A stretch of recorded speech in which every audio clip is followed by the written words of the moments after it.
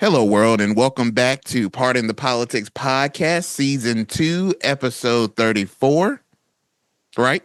Yep. All Now right. it's I 34. had to double check. Look, I had to double check. We starting to get Welcome. up there. Look, yeah, these episodes starting to add up. So, well, welcome back to our listeners. Another episode. We're so honored to have you here. I am your co-host Jeezy, along with my brother and my partner in politics, Manny. Manny, what's good on the day, brother? How you doing? Man, just trying to stay out here and avoid COVID, but we doing good, man. Doing good. All right. How you doing, brother? Hey, man, I heard a song that said, truth is I'm tired. Options are few. Bruh. I have school starting back up this week in my household. So my youngest starting kindergarten and my wife being a fourth grade teacher who is 8 weeks away from dropping our baby girl. Hey. So, yeah, it's a busy time in the Newton household, but I'm glad to be 6 feet above than 6 feet below, brother. Hey, brother. We're going to count it a blessing. Always a blessing to be seen and not viewed. Woo! Yes, it is. Yes, it is. So, welcome, listeners, back to the episode, back to the pod. We hope that this episode finds you in great spirits. Hopefully, you are all doing well. We thank you for lending us your ear for the duration of this episode. So, before we get into it, Manny, how you feeling, man? You got anything you want to get off your chest? Look, man. So, this Friday. Okay. And before I begin on that, Netflix, I think, is starting to find its footing in the streaming wars. Because, this is the time of year where I'm like, I reevaluate all my streaming services. Oh, yeah. The fall is definitely that time, bro. Because I got to get either Hulu Live or YouTube TV. So I'm going YouTube TV because the NFL season's back. Well, welcome to the family. So Netflix's lane is documentaries and comedy specials. I think that's like we're going to do this, and we're going to do this immaculately. Okay. So Friday, me and my wife, we tuned into a new documentary about Juicy Smoothie. Right. That's a way. For our listeners who may not know who Manny is referring to, he is referring to Jussie Smollett. Yeah, Juicy Smoothie. Juice smoothie. Pause, I feel like. So he dropped a new documentary. He dropped a documentary, and I was like, ooh, finally, he's about to hop on here and say that he did it. Pause. Yeah, that was wild. This is about to be a wild segment over this next. But he was going, I thought up to this point, I've been about 80-20%, 80 to 20 that he definitely did this. But you know what? After this, watching this documentary, I'm about 60-40. He ain't do it. Really? Yeah, I'm about 60-40. He ain't do it. The details are that solid, bro? So he goes through everything and what happened. And here is the first thing that kind of caught me off guard was there was eyewitnesses of these attackers who also said they were white. Oh, okay. And I was like, hold up. I don't ever remember hearing about any eyewitnesses. Yeah. I've never heard about any eyewitnesses either. But apparently there was a woman. She hops on, older white woman. She was like, yeah, I was out walking my kids, a.k.a. her dogs. I was about to say, what did this happen like at 2 a.m? Yeah, exactly. Okay, but all right. She was out walking her dogs, and she says she saw a white man with jacket on, cigarette, and a rope hanging out of his back pocket. Yeah. So I was like, that's interesting. And she walked past him and walked back by. And she was like, definitely a white man. And I was like, okay, that's interesting. But then there was another security guard who saw them running, flashed his flashlight, saw them, also said they were white. Mm-hmm. So when they went back and looked at the security cam footage, it was 10 seconds of it that's just completely missing. Yeah. Yeah. Just completely missing. Like where and like perfectly missing. Like you would have seen them run by perfectly. Because the thought was, hey, we were gonna get this security video. If he flashes his flashlight, we'll be able to get a clear shot at him. Mm-hmm. And that's just completely gone, missing. Out of the security footage. Out of the security. It jumps ahead 10 seconds, kind of like Trump and team did Yeah, with yeah, yeah. Epstein, that whole missing minute. Yeah. Same thing. So then on top of that, they reminded us that this is the same Chicago PD that apparently a couple months or earlier had killed a black minor in the middle of the street and provided security and body cam footage, and 80 minutes was missing. Yeah. Bro, what? Yeah. Like, and this is like the weeks before. And I'm like, I had no idea what this was happening. So it paints the Chicago PD in a much darker light. Like, Yeah. you had motives to really wrap this up and really wrap this up fast. Then on top of that, so you had the security cam missing, you had the Chicago police with the motive, you had the two witnesses, and then ultimately there was no physical evidence tying the two brothers to actually being there. And then there's this whole thing with the two brothers where when they searched their houses, they found all these guns. And normally that doesn't matter, except one of them is a felon and you can't have any guns. So then there's a video of them. They held those brothers for 48 hours. And in the video from them in the interrogation, there's a point where they're talking to their attorney, talking about what does it mean to have this sealed and this unsealed, and there's no clear discussion about what the deal was given to the brothers. But if they found those guns in your house and you are a felon, bro, you're supposed to be going to jail. Yeah, why they didn't go to jail? And I'm just like, It's enough for me to say, you know what? I'm about 60-40, you didn't do it. Well, I may have to watch this because my only reason why I believe that he 100% did it is because ain't nobody with that amount of money eating Subway at 2 a.m. That's the big problem. For me, it was the Subway. It's a Subway at 2 a.m. Ain't nobody with that amount of money waking up. I don't care if you been, bro. I don't care if you drunk, high, and or both. The last thing that should be in your mind is, I'm hungry. Let me go get me a tuna melt from Subway. Right, at 2 a.m. in the freezing cold.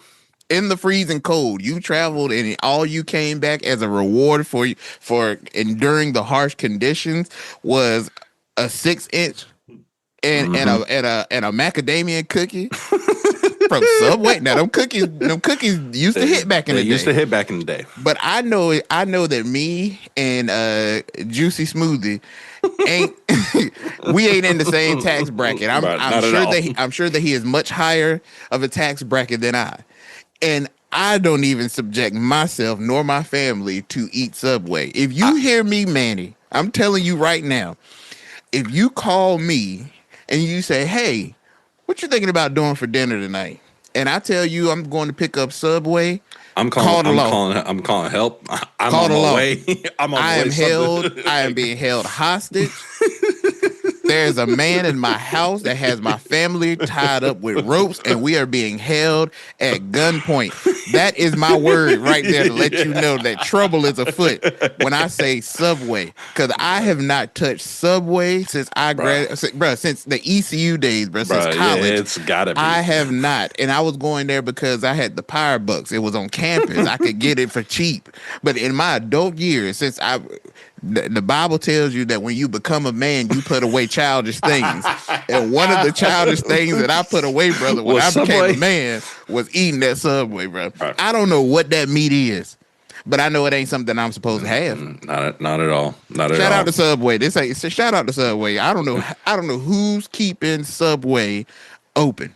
Look, they showed the security footage of the Subway, and there was like 4 or 5 other people there. Oh, see, yeah, y'all at 2 o'clock in the At morning. 2 o'clock in the morning. Oh, I y'all was like, tripping. Y'all can at least do Jersey Mike's. Y'all can do Quiznos. nah, but Bruh, those places are closed at 2 a.m. bruh, if I gotta, bruh, I'm eating whatever we got at the house. I'm not going to Subway in the brutal cold. I'm a Bruh, DoorDash. I'm a Uber Eat something. bruh, I wouldn't even DoorDash that because I'm not even about to be embarrassed when the person come drop my food off and say, "You live here and you eating Subway?" I'm judging. If I'm the DoorDash driver, if I pull up to this nice luxury apartment and with a bag of Subway, oh, I'm judging you hard about it. Off gate. I'm gonna think you must do crack. You got to do crack. You want something? Heroin, crack, something. Bro, he on that stuff. He on that. He on that stuff. You hear me? Nah, bro. So I don't believe. That was what was holding me up. But if you're telling me that this documentary questions the legitimacy of all that we have been told in the media and in the news outlets, he might be right, bro. I feel like MLK at the end of it, and I'm just like, somebody told a lie one Somebody day. told a lie one day. Somebody told a lie one day. Well, he's been very adamant that he's innocent, and I don't know, bro. I will say that it looks like from what details I can gather, that from the director and producer, they were the same ones that did the documentary "Don't F with Cats," and I don't know if anybody's ever seen that doc. Bro, that was a wild. That doc was wild, but it was good. Like I have a very short attention span. I got the attention span of a toddler. I can get lost real. You got about 1 to 5 minutes with me, and I'm like, you know how many documentaries I've started and didn't even get to the good stuff because I'm like, yeah, nah, it's too slow. They killed that "Don't F with Cats" documentary. Right. So if they were the ones that they are the ones that did this one, I'm gonna have to give it a spin, bro. Bro. It's only an hour and a half. Oh, that ain't bad at all, bro. Yeah, it's not a multi-part. And if they releasing that much detail, then yeah, that's enough to keep my attention. I'm gonna have to tune in, bro. Yeah, man. Well, but back to the shit show that is American politics. How's everyone doing? Hey, we got wings in the back, meatballs. There's sweet tea, lemonade, and water. Come have a seat. So, with this past week, we had another summit. this loosely use of the word summit, but this one actually might be close to a summit. Yeah, I think it reaches. I think this qualifies as a summit. Yeah, there was more than 3 parties. There were, and it was all day. It was all day, all day. Not a quick stop by. Hey, let me stop by your office. Mm-hmm. We got to chat. So, for those of you that don't know, there was the Washington Summit. We'll call it that. That took place this past week, where there was a meeting between Trump, the Ukrainian president Zelensky, key European leaders, and they met in Washington. And what they were meeting for was a discussion on what are the next step in this Ukraine-Russia war. For those of you who are not familiar with what happened this past week, we'll fill you in. But the first thing I want to say is that Zelensky looked nice in his little black getup. Bruh. He looked nice, bro. He did. He looked presidential for once. Look, and we talked about it last episode. We both were wondering how he was going to show up. Yeah, and he was like, "Let me go ahead and throw in this tie before I got to cuss JD out again." Yep. And then it becomes a situation in the Oval Office. He already too close to poo poo. So let me poo poo. That's what I just imagined they refer to Putin in the group chat. Right, poo poo. Because side note, in a bit of too much information I learned this week, the Russian government actually has like a portable bathroom for Putin to use, and they take all of his body waste with him back to Russia. So foreign governments can't take it and analyze it for like its biology, understand the health issues that Putin is dealing with. I was gonna say, what they think they gonna take it and create a clone or something? Yep. Bro, that's wild. But I digress. So yeah, they met And even Trump said, and he complimented Zelensky on his outfit a little too much. Trump get weird like that, and I don't know if that's just like a, no offense, I don't know if that's just like a white man thing, but the over complimenting of a man, like, oh, you look great, you look real handsome, you look like, whoa, pause, bro. All I got on is a black get up, bro. Like y'all act like I came here like fitted up, dipped in butter. I don't get it, Look, all he needed was a gold tie, and bro. Trump might have walked him over to the new Stop and Shop in Yo, the Oval Office and give him that new black and gold cap. the black. Hey, I ain't gonna fret. The That the black the and gold cap is fresh. the That's the the, the black and gold make America again hat is clean. That is by far the cleanest of the hats that I've seen that he's created. But he should have gave Zelensky one. Why he didn't walk him over to the gift shop? The right, White House has a gift shop, bro. All of Trump merchandise, bro. Do you know how wild that is? bro. Selling your own merch, Selling your own merch in the White House, bro, bro. it is insane. And that's not the only one. Like apparently, whoever is like working on the ballroom, they were there, and he's like, Trump loves sitting behind his desk, and we'll get to that in a little bit. But he Yeah. threw them hats. He's like, "Hey, Oh, you bro. take a hat, you take," and I'm just like, "Bruh." They first, Puerto Rico 2.0, bro. yeah, like he loves throwing He stuff. loved, bro. Bro, like, why couldn't you just hand it to him? Like, They weren't that far away. is Walk it like over, is it a disgust thing? Like, you stay right there. Let me just hand this to you. Like, right? just toss it to you. Ha. Which I might add, he's pretty accurate. He's look. He's pretty accurate, and he has good form. I mean, accuracy is accuracy. We cannot stunt the form on which Okay, Trump throws his hats. okay. The poor form thrown to the poor, But yes, the summit. Sorry, y'all. bro. Y'all, it's about to be one of those episodes where we all over the place. Yep. So Buckle up. buckle up. Here we are. But you know what? I was glad to see Europe very much rally. Yeah. You know, when they knew, because I believe this meeting between Zelensky and Trump had been on the calendar for a little bit, and after they saw that he was going to meet with Putin a couple days before, they're like, "Oh no, we pulling up. we got some things to say. You know, what you're not about to just bully Ukraine into doing whatever Russia wants." Yeah. And I think that was some of the tone that he had before going into it, because Yeah, I think one of the things that were mentioned was, look, just give him Crimea. Like, just give him what he wants. In the land that he's already occupied, look, just give it to him and let's be done with it. And it's like, nah, bro. Like, this nah, is mine. and which we mentioned on the pod last time, because if Zelensky signs off on that, then what's to stop any other further acquisition of any land in Ukraine and just taking over Ukraine completely? Right. So Right. So I think the biggest thing to come out of this pause was was the fact that this is the first time, and he backtracked almost immediately, but he came out and said that, hey, the US was willing to be involved in, maintaining peace and order and enforcing this. And we hadn't heard Trump say anything in regards to that. He's been non-committal. Now the people got pretty freaked out when he came out and ended up walking back, saying, hey, he's not going to put U.S. troops on the ground. But his focus is that, hey, we can provide support from the air. And, if Europeans are going to take the ground, we'll cover the air. And I think it was very interesting to hear him say that. yeah, I think so as well. And I think we even talked about it on the last episode of what his tone and approach was going to be. Um, and I was surprised a bit. I thought that he would kind of do what he did last time that Zelensky was there, and maybe because Zelensky pulled up with reinforcements, that the president decided to not play bully ball, but be presidential. And I think even coming from, well, let me ask this to kind of go into this next part.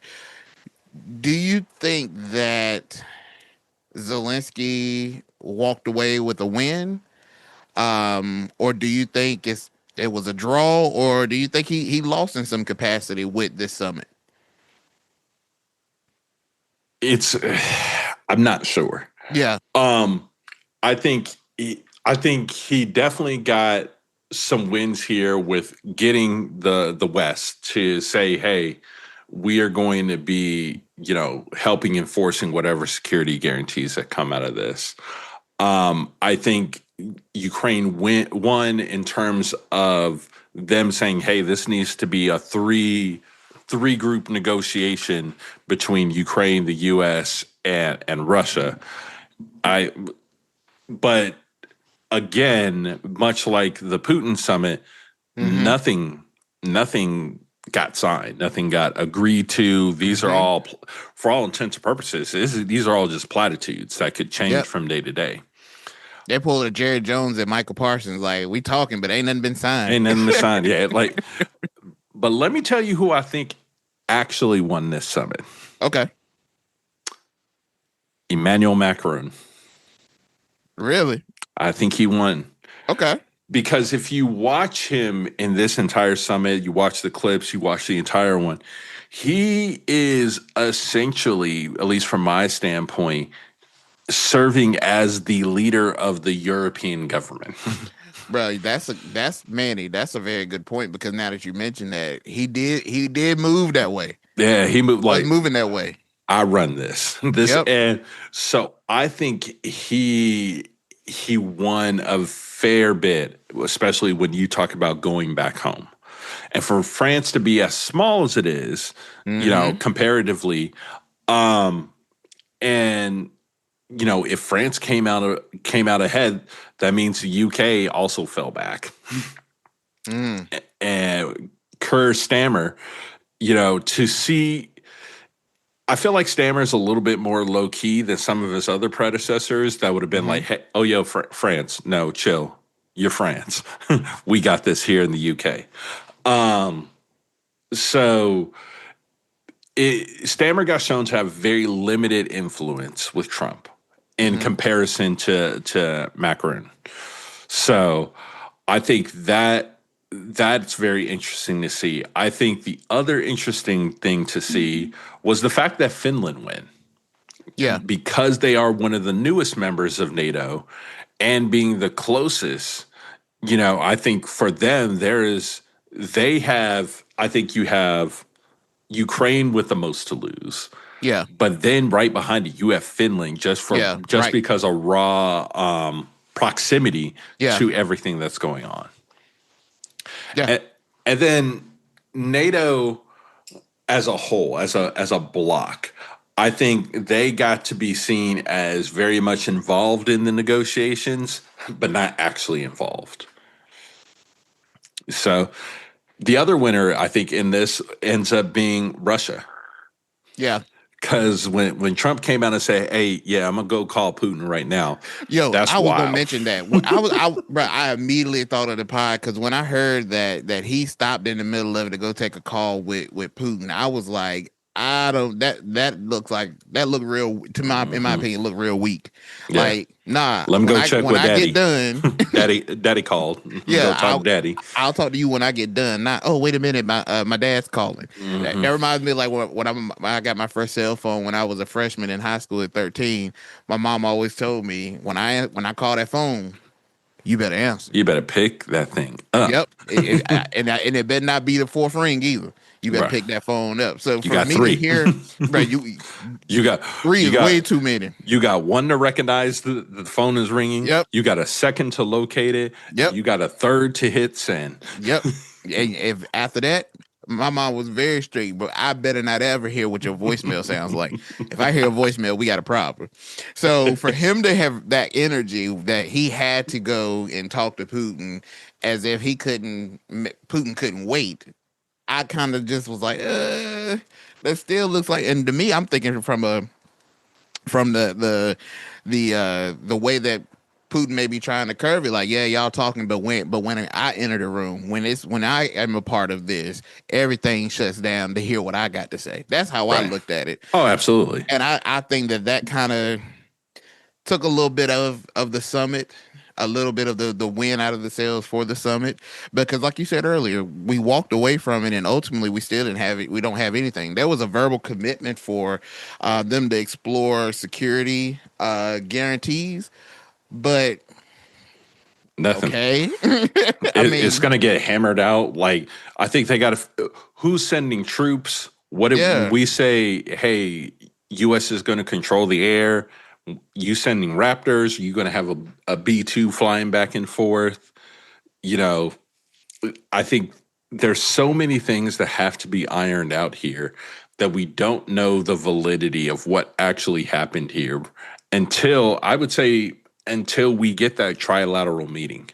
yeah, which I think that, and I think Trump has already commented saying that they're on the way, that the trilateral meeting involving himself, Zelensky, and Putin are in talks. But again, there's no firm date, there's no agreement.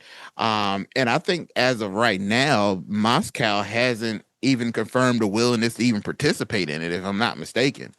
So it's something that Trump is urging to happen, and I believe some of the European leaders as well said that they wanted to be a part of that, or at least In the around know. in the know of the what that may entail if they're going to have the support for Ukraine as they do. But even in spite of all of this, the NATO like security guarantees that with a verbal commitment, but no real structure or framework of how that's going to happen, the war is just going on.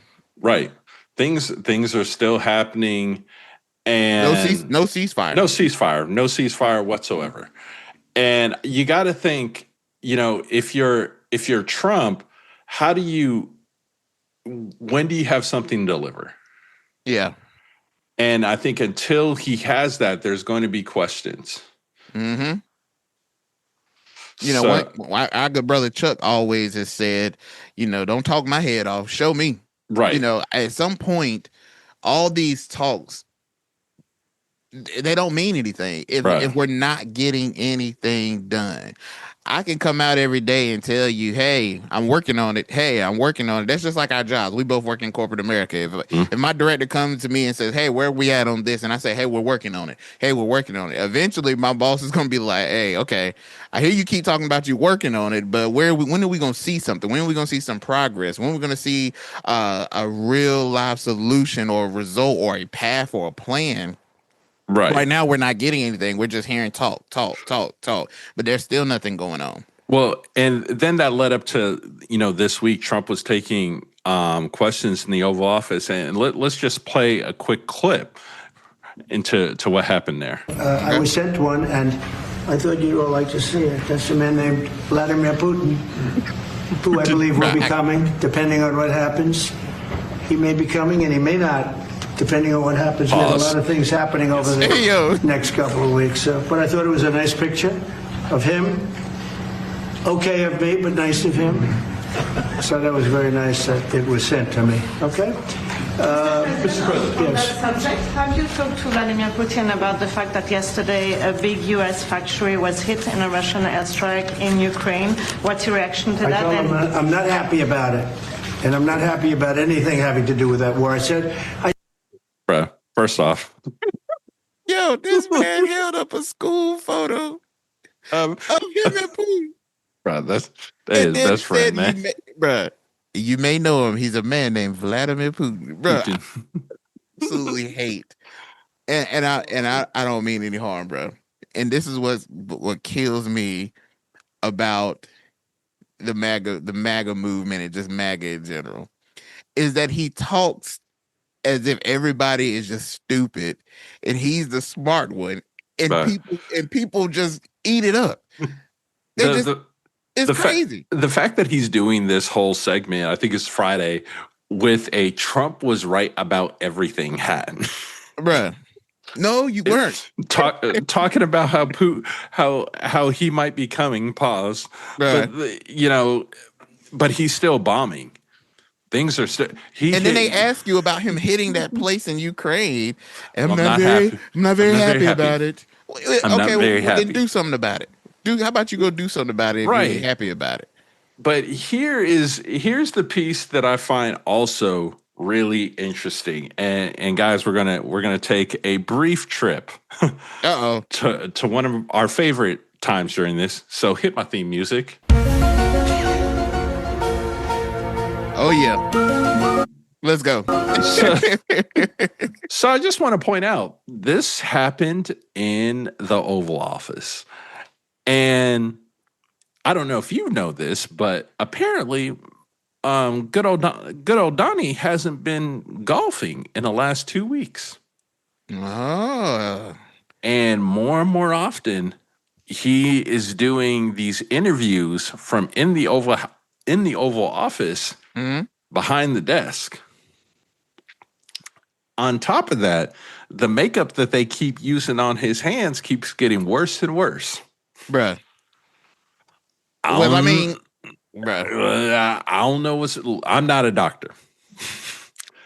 But it's real strange how much this man loves golf and finds time to golf. You know, for him. You can't golf when your hands all tore up, man. Your hands all tore up and your cankles all sore. Because we hadn't seen them cankles in a while. Yeah, that air pressure from Hurricane Aaron tearing him up. Trump get out of bed, says, as soon as he got out of bed, it's going to rain today. How you know, President? My left ankle. Fold back the covers. Look at my ankles. Look at my ankles. They'll tell you everything you need to know. It's going to rain. Heavy rain in Washington today. At least 3.5 inches of rain. Right? How do you know? That's the circumference of my ankle right now. I'm swelling. I'm swelling up. But that's a good point, though, man, because he has not golfed in a while. And we know Trump does love He loves him some golf, man. And there has been conversations about his health. Has started to decline more because I believe where they're covering up on his hand, that spot from where it was all that started up about 2 months ago, a month ago, they started bringing this up. It's getting that spot on his hand is getting bigger. It's almost the front of his palm is like completely covered. Right. The front side of his hand.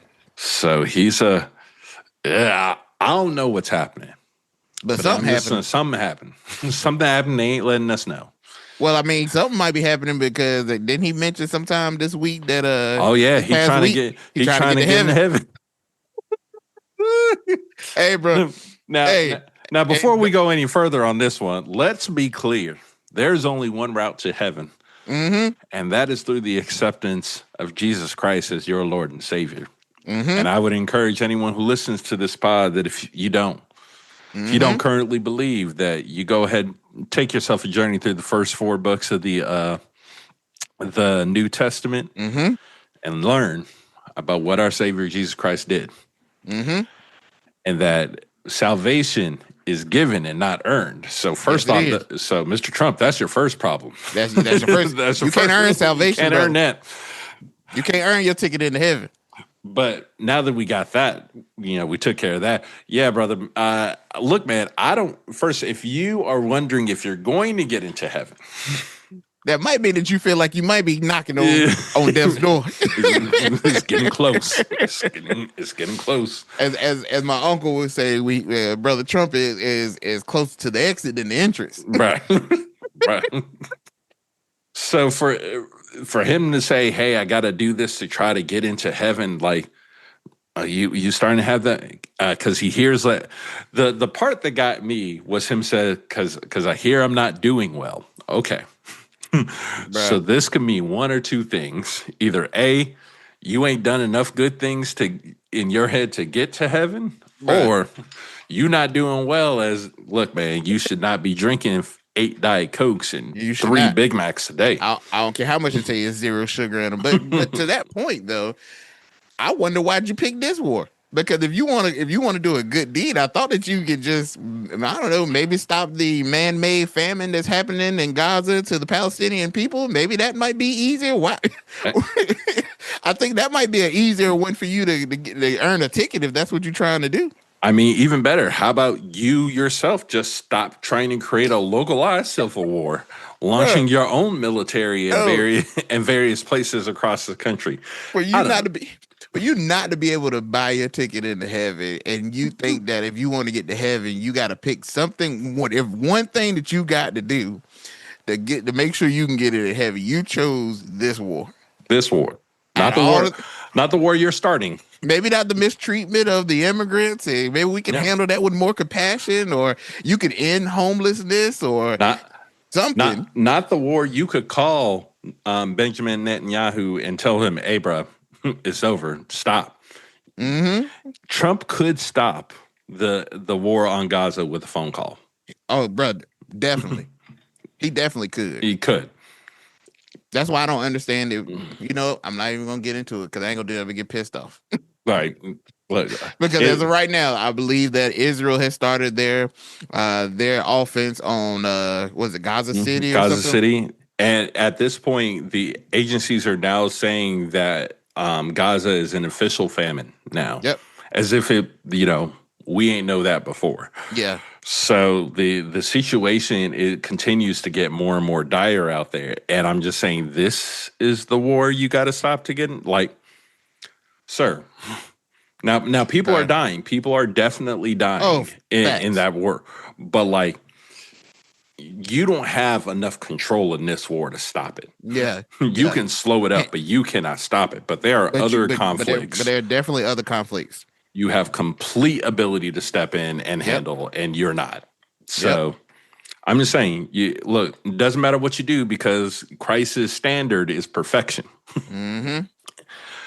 But I'm just saying, this is a poor executed plan, even from your own standpoint. Exactly. It's just I'm wondering as we go further and further down this path of this war, and with reports being that Moscow hasn't even committed to participating in this trilateral meeting. We don't even know where it's going to take place at, but I'm sure it's not. I know one place it ain't going to be. It ain't going to be in Washington. It's not going to be. It could.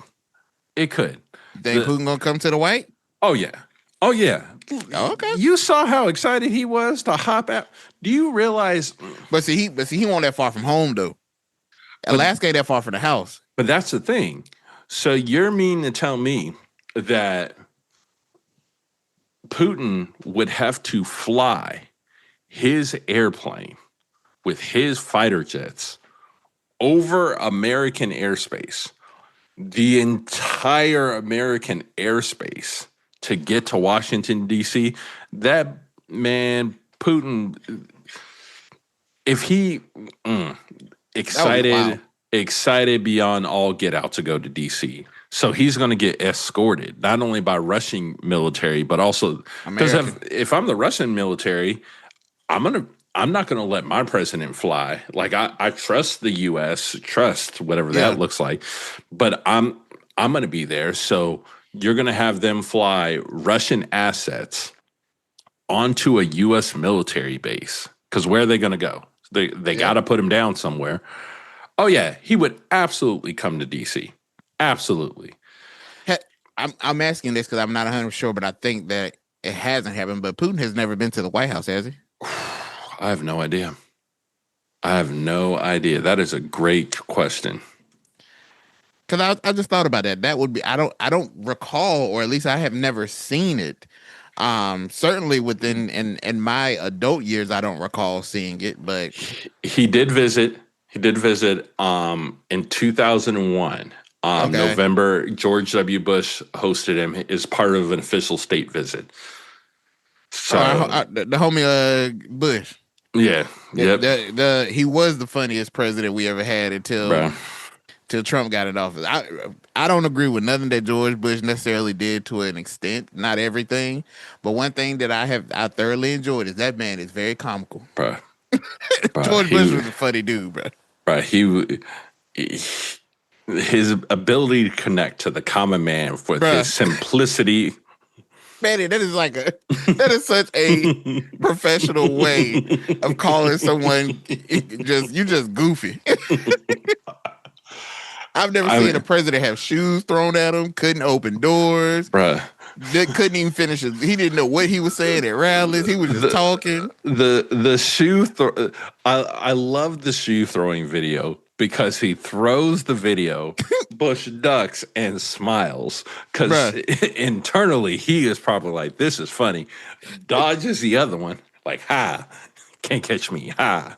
Yeah. In a country where shoes are not Bruh. something you just have a plethora of. So this man threw his last two pair. His last two pair shoes. Birkenstock. Just in a complete disrespect and disgust of an American president, bro. I have never in my life, and I thought about that because I seen that clip roll across my social media this past weekend, and I thought to myself, bro, you know how great this would be if that happened to Trump. To see that happen to Trump would be so comical, which I hope that he dodges one, but get hit by the second one, and it somehow just grazes his hair where it takes the weasel out of position. Oh, bro, I'm ready, Lord. You can come get me now. I done had the best laugh that I can have on this earth. I'm ready to come home. Oh man, that would be hilarious, bro. But the aftermath for that person involved would not be. Oh, bro, they gonna televise his execution worldwide, bro. Trump gonna bring him in the middle of Fifth Ave and let him have it, bro. Remember back when he was running for office, said I could shoot a man. That'll be the man he shoot. Mm-hmm. That'll be the man he shoot. Bro. But I was just curious, man, because I didn't know if Putin had been to Washington. If he went in 2001, I can tell you right now, Putin, if you're listening, or any people that may be in connection to you, the food in DC is a lot better now than it was then. It is. So it's a lot better. So come on and take a visit. We can take you down to Hitch and Post. Now I don't know. I don't know if the food at the White House is better. Oh, I can't guarantee you. Well, look, with the locals. Putin, hey, if you decide to come to Washington, let the boys here at the pod know. We'll meet you up in DC. Mm-hmm. We even give you some gear and stuff to kind of disguise you a little bit, because DC's a melting pot, so you can fit in and nobody would even know. We'll get you in the car, take you over to Hitch and Post. Ain't none of them folks in Hitch and Post gonna ask a question. They probably ain't even gonna recognize you. Nah, and I don't even know if Russians eat fried chicken, but you can. You can. And I tell you, you will go back. You will go back to Russia, and I bet that you'll be requesting it. Mm-hmm. Shout out to Hitch and Post, bro. Yep. So man, I'm interested to see going forward where this Ukraine-Russian war conflict goes, because with just getting verbal commitments with no framework of security guarantees, no ceasefire. I mean, it's talked, but is to me, it's just dropping water in a bucket at this point. I do believe, though, we are closer to the end of the conflict than we are of the beginning. Now. So what you just said is what Arnold said. The coach of Arnold just said, "Hey y'all, we down, but we not up. We not up." Like, okay. I don't know if an ending is going to happen. Even better, I'm going with prediction, and I feel like I need to get a theme music for my predictions. Right? Yeah, you do, bro. You do. We're gonna have to figure that out. I believe that there will be some type of resolution to the Russia-Ukraine war by this time next year. There might not be no Ukraine left. Well, I mean, that is a resolution. That is. But I believe Trump is going to want something he can give his Republican colleagues to run on heading into the election. And it being handled in this time period allows time for people to spin up ads and all of that ahead. So I would say by summer next year, it should be done. But to me, that's kind of the same as what we were talking about with him trying to get into heaven and picking that war. Like, if you want to give them the run on, you're going to give them that when inflation is happening, prices are going up. Oh, inflation's here to stay, bud. I mean, could it not be something else? Like, if I'm an American and you've ended the Russia-Ukraine war, yay! But I'm paying $12 for eggs now. My family hasn't had we haven't had scrambled eggs in 9 months. Right. We can't afford them. I think for Trump at this point, he's now trying to figure out what he can do to offset other things. So inflation gets too high. I think that's when you put in that call and be like, hey, Ben, chill out. I think, we find out he releases the Area 51 stuff, if these Epstein files keep going on, because they dropped those. And what is it, like 97% of the files that they dropped are already public? And Bruh, like, yep, quit playing. give us the files, man. Give us Yep. the files. In You know how fact, mad I be is I was waiting on some documents on Friday, and they give them to me at 4:30, 4:45 when I get off at 5, and 98% of it is what I already had. knew. Bro, I be like, man, you know what? When out I my get back face. Monday, I'm about to cuss y'all out so corporately, it ain't gonna make nobody sense, bro. Right. So I think he's trying to pace it out. I think he's trying to pace it out because from the Trump perspective, to also hear Jerome Powell, be out, but like, hey, rate cuts are coming. Yeah, rate cuts are coming. Why? Because the only people hiring right now, it looks like from the reports, is the public sector, and that's limited, extremely limited, only to like healthcare. You got farmers out here struggling because now they're trying to do all the harvesting. They don't have people. They're having issues getting supplies. Cost of. You saw the interview with and look, there are two CEOs that are the safest CEOs in America. And that's the CEO of Costco and the CEO of Arizona Tea.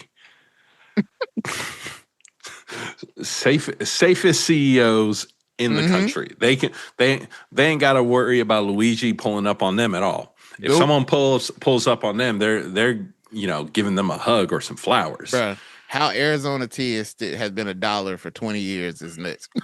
He came out on that interview and said, look, he's like, I wanted a drink that the hardworking person could just go and buy for $1. Yep. And he's like, look, we are still going to sell Arizona iced tea for $1. But I just want y'all to know that the price of aluminum has gone up 40% this year. And that's wild. That is wild. That is wild. And he's like, we're going to eat the cost. But he's like, other smaller places like us, they can't absorb it. Shout out to Arizona Tea, bro, because you a real one for that. Now, see, Trump, if you want to get into heaven, you do stuff like that. Right. Right. And then you got the Costco CEO who's like, hey, this hot dog and drink is going to keep being $1.50. But sir, we're losing money. I don't care. It's $1.50. This is I'm standing on this. I'm standing on it. So look, if works could get them in heaven, bruh, that's how you do it. That's how you do it. That's how you do Trump. That is how you do it. If you want works to get you into heaven, and again, for all of our listeners, works will not get you into heaven. Nope. But do some stuff. Forgive all the student loans. And do it from your heart generously, like not grudgingly, as the Bible says. Right. Now, look, another prediction. If things really go sideways and I would not be surprised if all of a sudden you saw student loan forgiveness pop back out there and him trying to help people. Well, hey, it was stuff floating around on social media that they were getting some more Trump checks out here. Yeah, what? Because it's expensive, man. It's expensive. A Trump check is coming. Right. So we'll see. Like, Trump's got a whole lot going on. And a lot of it, I wonder how much of it is you going to that Golden Corral buffet and realizing that you putting a lot on that plate when those plates aren't that big. It's not meant for you to pile everything up there. That's why you go back numerous times. Funny Golden Corral story while we're here. Uh-oh. So in high school, I wrestled. Okay. And, in North Carolina, the weight limit was 275. So I'm entering this season at 300 pounds. So I cut weight. So that I had so many Subway foot-long sandwiches and water. But I get down 275 so I can wrestle. Season's over. So like I get down to 275 and I struggle. Like I'm eating salads every day because I only got a pound to give, really. Yeah. So end of the season, we go to Golden Corral. As we're getting off the bus for the end of the year, they took us to Golden Corral and then a movie. So we're on the bus, we pull up. He's like, hey, E.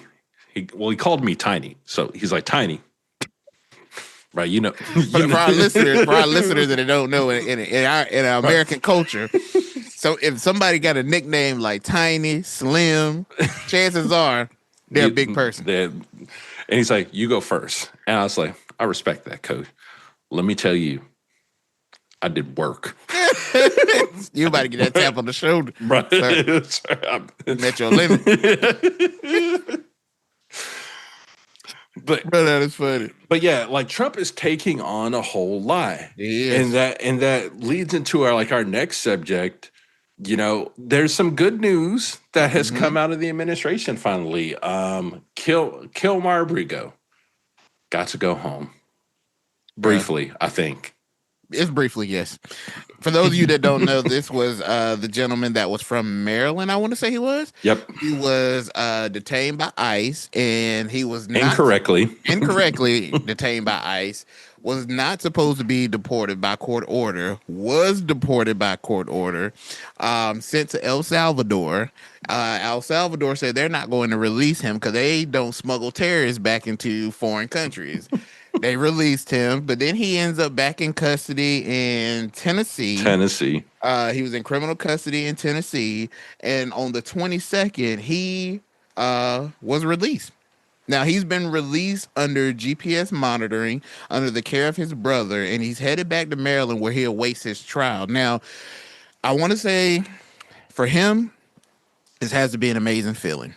This man has gone through it for I don't even know how long now, but it's been months that this man has been going through this. So, and I think that at the time that he was arrested, I believe his wife was either about to have a baby or they had a newborn baby on the way. Or? I think they had So, and that's crazy because we're now mixing up all the cases. Oh, that's homie that got from Colombia, from Texas. Yeah, okay. Those guy was coming through. That got shipped out to Texas. Then they tried to deport him out of Texas.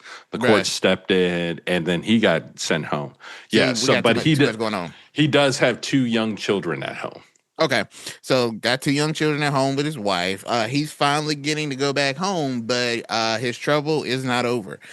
While he does have to wear GPS monitoring, he has to report to the immigration office in Baltimore on Monday, which is when this episode drops. So he got home this past Friday, and has to report Monday. So, under drug smuggling, well, it's not smuggling charges. Human smuggling or something like that. Yep. Now, it was, and this is just wild. So, almost immediately after his release, ICE issued a notice stating that he may be deported to Uganda. Now, bro, now, come on now.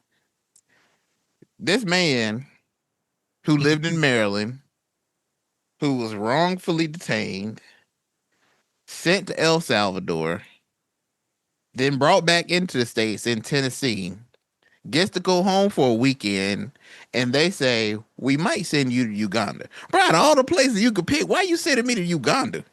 And that was my question, and I dug into it a little bit. So the U.S. has recently entered into an agreement with Uganda, allowing the U.S. to send non-citizens there, provided that those individuals do not have a criminal record. Bruh. So if he's on, let's just say for a moment. Hold on, man. Hold on. It just processed in my head, bro. Mm-hmm. The agreement with Uganda is that they can't have a criminal record. Mm-hmm. But he's being charged with crimes that I think are criminal. Yep. Okay, continue. Yep. Okay. No. Yeah. So being in the country illegally is a crime. So maybe they throw that one out. So maybe it's no additional criminal records. But aren't you currently Charging him, trying with a bro. crime? Like, I I don't know there. Hello, my name is Confusion. How are you? But he has no ties to Uganda, and what Bro, is that better or worse than going to El Salvador? And I don't know. But like, this is. I think this is another attempt by it's nothing. This is another attempt by the government to try to continue to instill fear as they're continuing their immigration push. well, I think that because for details, one of the concerns that I had was,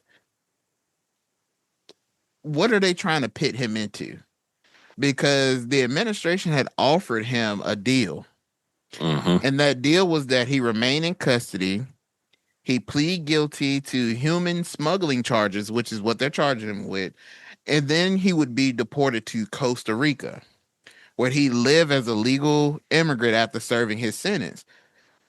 But homie standing on business, he refused. He said, "Bro, I'm not guilty. I didn't do anything. I did didn't not do what you said that I did." Which, shout out to him, because Stan, Manny, you know what this, you know what this made me think of, and I hope the American people realize what's going on here. This type of activity by the justice system is something that happens to everyday Americans all the time.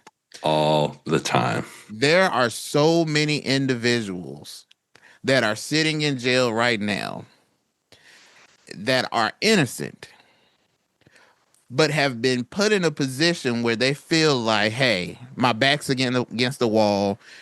The best thing I can do right now is to just accept the plea, do whatever, and keep it moving.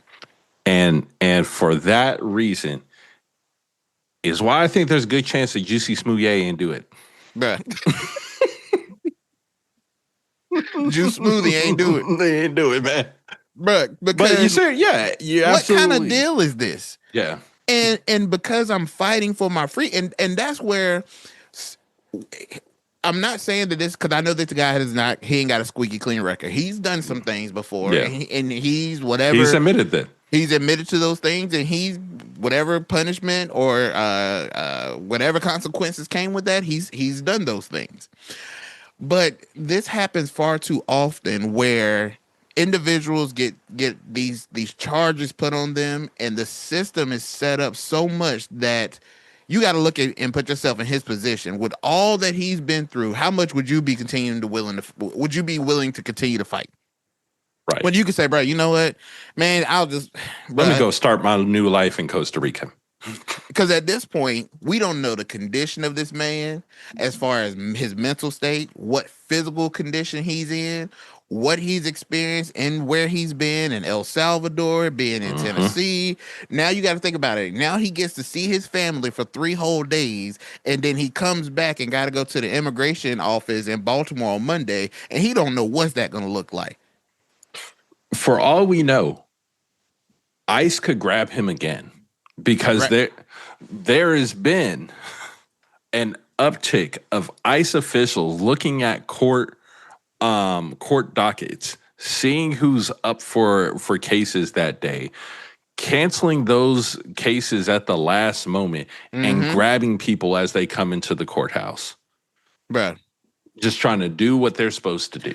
And that's why I have such a problem about how these things are being handled. Because one, that's jacked up. You're pitting people into a situation where they're going about something in a legal way that they have been asked to do. And the way you told me to do it. I showed up and did what you told me to do, and then I get in trouble. Like, how is that? How did that even happen? Even down to look at what they're doing with this guy. They said, okay, we'll send you to Costa Rica. He says no. Now we're gonna send you to Uganda, bro. Do you know how crazy that is? Right. A place that I may have some familiarity to now a place over in Africa. Sir, I'm not from there. That's like dropping me over in the middle of Russia and say, "Hey, have at it." I don't know nobody here. Like I have no connection, no ties, no family, no nothing. Why do we not see this as a problem? Or the fact that I could have sworn that in this whole immigration thing, we were going after these hard-nosed gangsters and Right. criminals The and drug all of this. smugglers. Yep. Y'all told me he was an MS-13 member. Why he ain't charging no gang activity? None. Ain't nothing on his record saying anything about what y'all charging with. Y'all came out with a list of stuff that y'all was gonna charge him with. Now it's just about this human trafficking. And then y'all They're saying that struggling. it's human trafficking because he just happened to be riding in the car with immigrants Right. and he's smuggling them. Okay. Yep. And in that, y'all are trying to pressure him into a guilty plea by saying, okay, first of all, if he did the crime, then why y'all trying to get him to plead guilty to doing this and send him to another country? If you have all the details, charge him so that it's a clean cut case. And especially if you're trying to set an example. Yeah, set an example. Why are you? Hold on, I got one better, man. Why are you pleading with criminals? Charge that man, present the evidence, and get his butt out of here.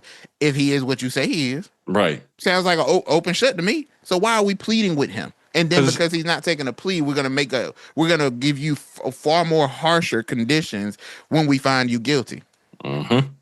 Send him back where he came from. If he, Right. I don't know where he came from. I don't know. Was it El Salvador? It was El Salvador. Okay. Yeah. Then charge him and send him back. Send him back. And then you go try to send him somewhere that the terms and conditions of what y'all have of sending illegal immigrants for, he don't fit apply. that anyway. Don't Don't even apply. What are we doing in this process? This is crazy. Or we just making it up as we go. Man, he better than me, man. See, I would tell him, bro, I go on the run. But then he gonna make his case worse. They gonna find him. But bro, I just can't. I mean, I know this man ain't perfect. God knows I know he ain't. But the mental state he's probably had to put himself into to endure all these months, just for y'all to dangle the carrot in front of me and let me hug my babies, hug my wife, sleep it, feel normal again, and then you about to throw me back in the fire. That's just the same as sending a soldier over to war. He come back home.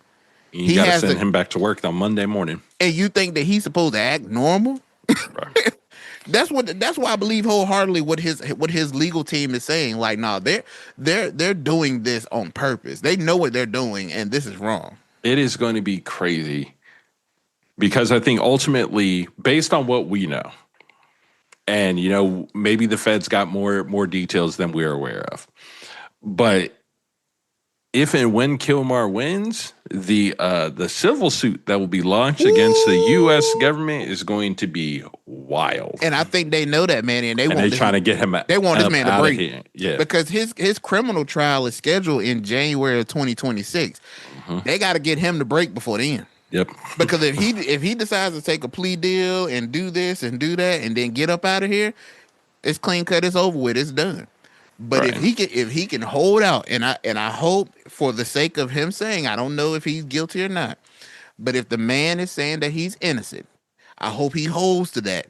Yep. And I hope that he maintains and does not allow them to break him so that he has an opportunity to prove his innocence in the court of law. Yep. And we, the American people, get to see the details and facts too. And if he is innocent, I hope that he does win. But I'm telling you, if he does, this is January 2026.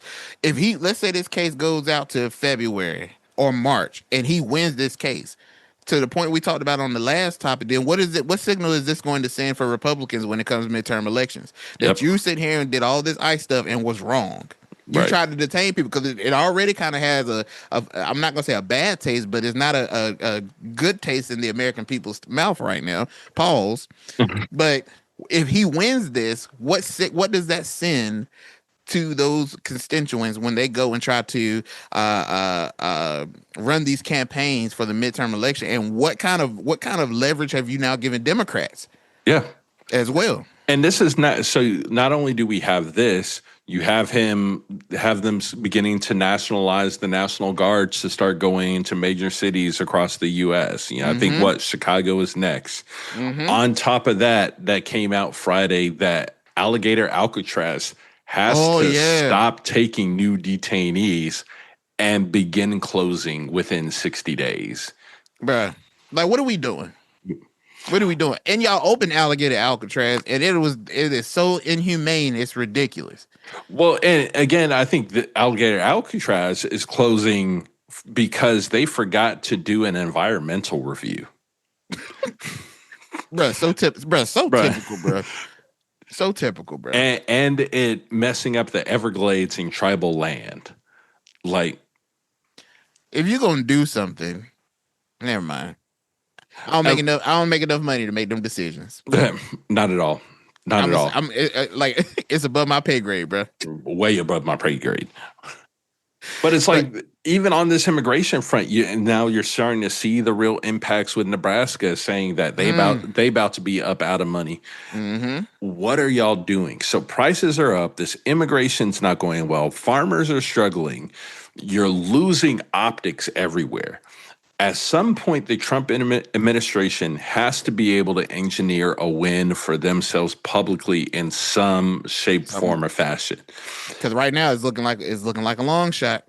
And at this point, it looks like potentially the only thing they might be able to spin as wins is the stock market is up and they might be cutting rates. He need Jerome to cut them rates bad. But here's what's going to happen there. You're going to turn up. We already got inflation acting wild. Mm-hmm. Already got that acting wild. I went. Did we talk about it last week? I don't know. So I'll hit it again. I went to buy a car seat. Pause. I went to buy a car seat. In February, I bought the same exact car seat. Yeah. It was $270. I paid like $275. I went 2 weeks ago to buy the same exact car seat. That thing was now $435. Bro, it's real out here, bro. In a couple months? It's real out here, bro. And these are some of the cost of inflation that we're not seeing, that it's not registering. I got one better for you, bro. I looked on the website to buy something while I was sitting in my office. It was like 2 weeks ago, about 8 o'clock, 9 o'clock in the morning. I was like, okay, when I get off work, I'm gonna go by this place to go buy it. By the time I got there the same day, price was already up, bro. Bro, that's wild. Price was up the same day, bro. That's I'm not even lying to you, man. When I saw that, I was like, I had to look. I looked at my phone because I had screenshot it. But then when I went back to the website, they don't change it too. Change was up. Change was already up. But I was sitting there in my mind. I said, "Yo, this is crazy." In 9 hours, the price of this item has went up. It was only went up like, it was a small item. It wasn't something serious. It might have went up like $2 and some change. But still, up is up. Up is up, bro. Up is up. And it keeps getting hard. Now we point at the inflation number saying, hey, inflation is up like 2%, year over year. That's great, year over year. What we're forgetting is that inflation has taken about a 20% jump from 2020 to now. Mm-hmm. And that's what people are feeling. And that is what people have not adjusted to. Mm-hmm. And that is, we can deal with a 2% increase year over year, but still people are still entirely far behind because of that 20% jump that we've hit. Yep. I agree. So, but I want to say this, and then we'll move on. But with this Kilmar situation, why is he charged with human smuggling, but these farmers aren't?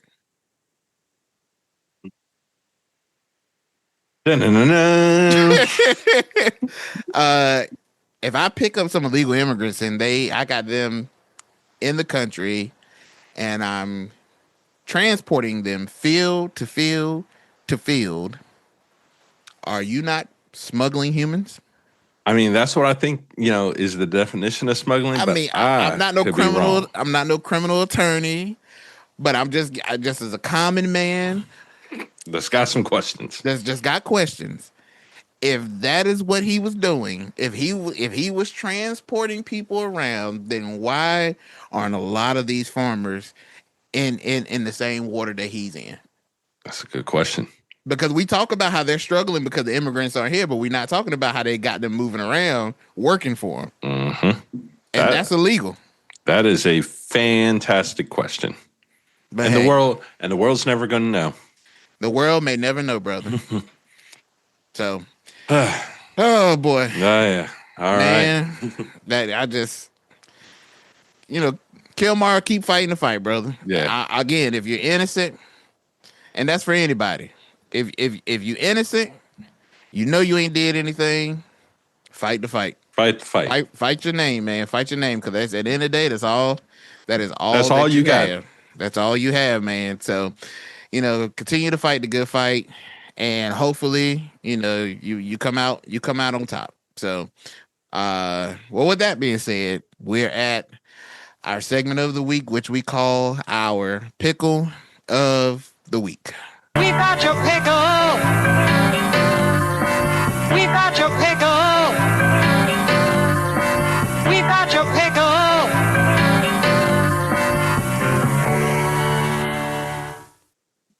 Uh-oh. Who's in the brine this week? Man, I'm going to keep it simple, man.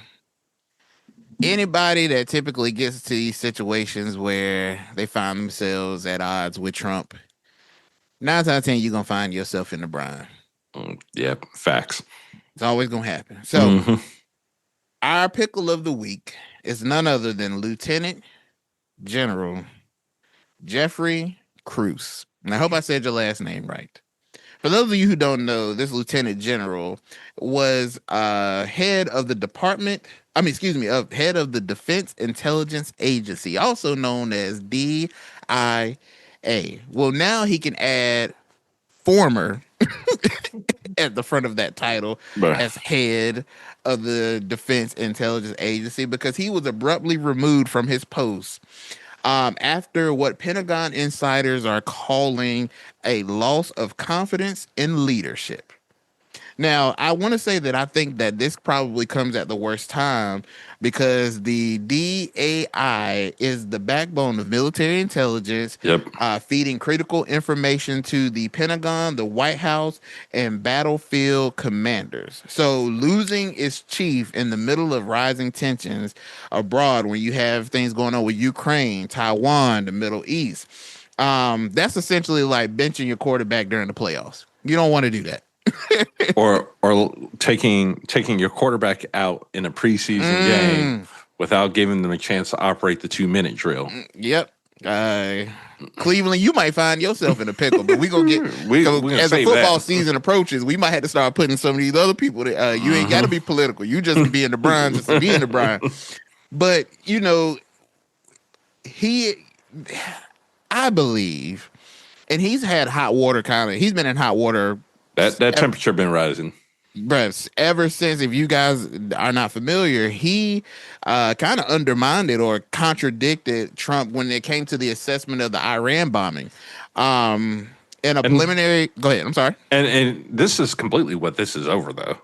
And I think that's what it is. When they say they've lost confidence in it and the leadership, I think that's just another way of saying you won't do or say what I want you to say or do, and you think that you can do and say what you want to do when you work for me. So since you won't do it, you're fired. We're just on another episode of The Apprentice. But a preliminary Defense Intelligence Agency report overseen by him concluded that the U.S. strikes in June against Iranian nuclear facilities only set back Iran's program by a few months. But you guys may remember Trump said it was like the program was completely like obliterated and to the likes of no one has ever seen. And he throws out all of his little fancy words. But once this assessment was leaked, of course, with Trump, it drew sharp criticism from him and his administration, who insisted the operation was successfully carried out. And he denoted this report as misleading and even calling it, which I agree with you, Manny, saying this is fully why he was fired, because one of the words that Trump's administration threw out was saying that this was treasonous. Here we go. So not long after that, homeboy has been dismissed. So, bro, this is not good with all the conflict we have going on. And they're trying to, because I'm assuming now, like I said before, this is taking your quarterback out in the playoffs. You need your backup in. Yeah. So they're scrambling now for that.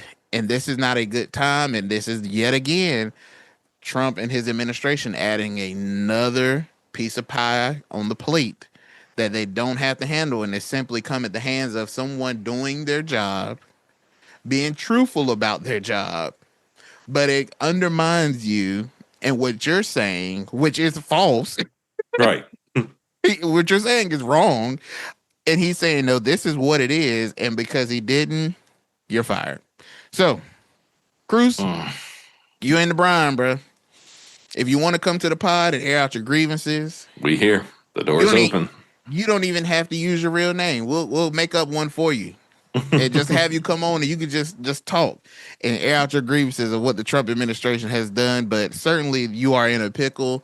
Good luck in whatever your next endeavor is. And yeah, just know that when you work for Trump, that pink slip is always right around the corner, bro. Always locked and loaded. Locked and loaded, bro. Just Your waiting job, for- your introduction package come with the pink slip already. You're gonna be fired at some point, so here it is. So you know what it looks like. They already got it filled out. He's just Yep. got to add his signature and a date. Yep, bingo. You don't even get a reason why. Because it's Tuesday and it's 78 Tuesday. degrees. We'll let you figure that out. But that is my pickle of the week. So as we always say at the end of our episode, or what we do at the end of our episodes, we like to give you a spotlight of what we will keep our eye on for the upcoming week. So my brother, what are your spotlight or spotlights for the week? Well, I got two. Okay. First is there was some Goldman Sachs economists who came out and said that through June, that U.S. consumers had absorbed 22% of tariff costs, and that is expected to rise to 67% by October. It's going to get real rough for Christmas. I might start Christmas shopping now. Bruh. Because it's getting wild. So that's the first one. And we'll see what all happens over the next couple weeks when we hear about rate hikes and everything and how all that plays together. The second one is I want to come back home to the good people in Winston-Salem, the Forsyth County Schools Board of Education. The district ended last fiscal year with an estimated $46 million budget deficit. Mm-hmm. And if you're saying, wow, that's a lot of money, it's because it is. And now they are in a position where they are looking to have to eliminate 340 positions.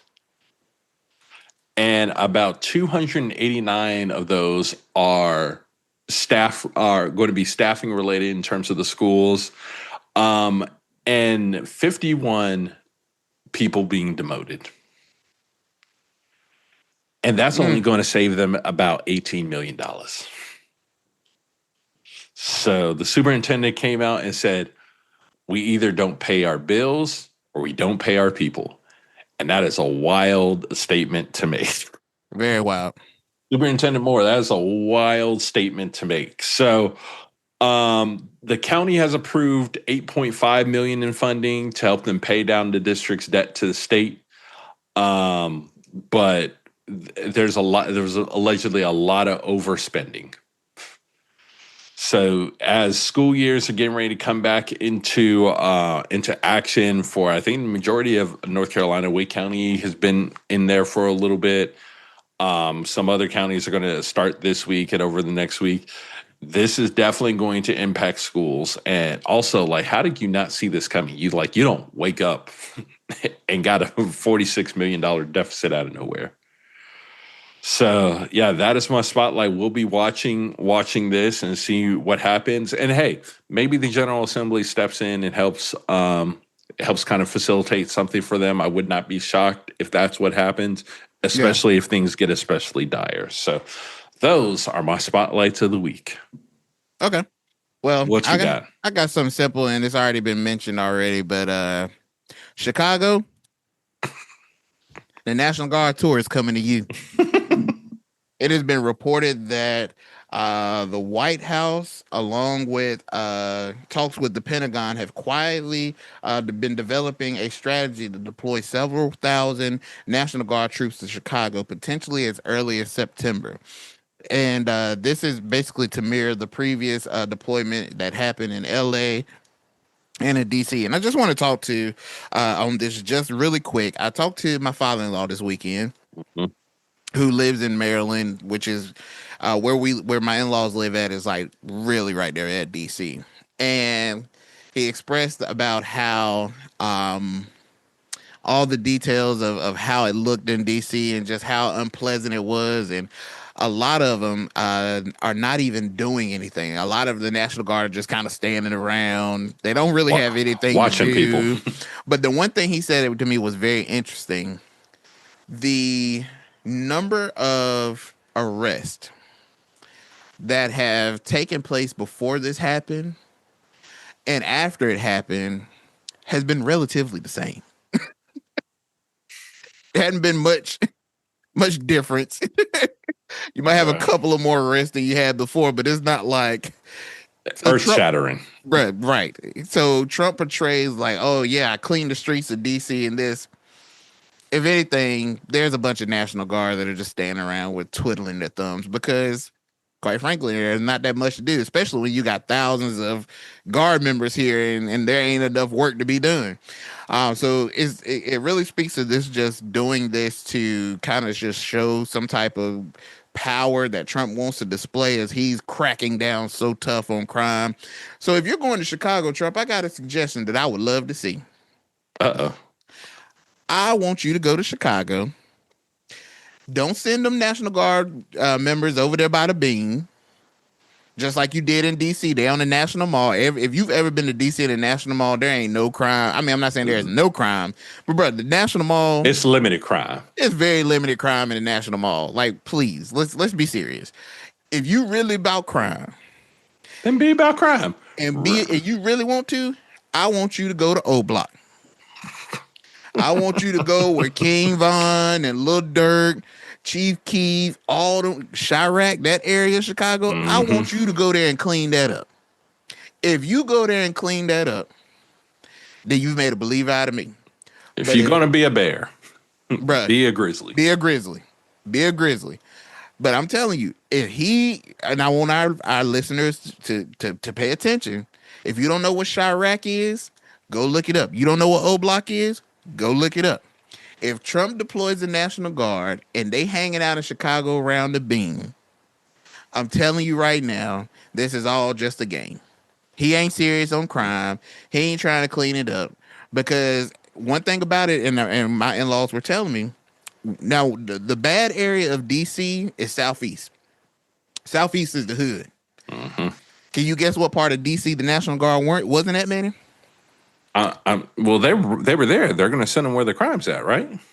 There won't none of them in Southeast. So if you talking about cleaning up DC, why won't there no National Guard in Southeast? That's where a lot of the crime is at. So stop pissing on the American people's leg and telling them that it's raining. If you about to be about it, be about it. So Right. when you go to Chicago, that's where I want you to go. Don't send them nowhere nice. Don't send them nowhere where it's been gentrified. Don't send them nowhere where you can get the most coverage. Go send them in the Chirac. Go send them in the war and let them clean that up. And I want to see, after the 30 days that you do it, or 2 weeks, or however long you do it, I want to see a nice, beautiful white family walk around O Block. 63rd Street in Chicago. That's what I want to see. With a chihuahua. Just, Walking the dog while the sun is going down. And I'm going to say, darn it, that president did it. He did it. Show me. Don't fool me. I'm not as gullible as some people. Show us what you're trying to do. Don't say that you being tough on crime and you parading them around an area that's gentrified and ain't got that much going on. Don't play us. We ain't. Somebody might be stupid, but not me. Not I. look, I was born at night, not last night. So that is my spotlight. Chicago, I'm putting you on notice. Don't be surprised. He on his way. He on his way. So yeah, that's my spotlight for the week, man. So with that being said, we've reached the conclusion of our episode. As always, we appreciate you guys lending us your ear and tuning in to another episode full of political, whatever you want to call it. whatever we do every week to ride y'all entertainment train today. The political pony show. We thank you for tuning in, but that is our episode. We hope to see you at the next episode. Man, you got anything that you got to say? All good, bro? Here, brother. All hearts and mind clear. As we always say at the end of each episode, that if don't nobody love you, please know the boys here at the pod. We love y'all. Thank y'all for tuning in, and as always, we'll see you at the next episode. Take care.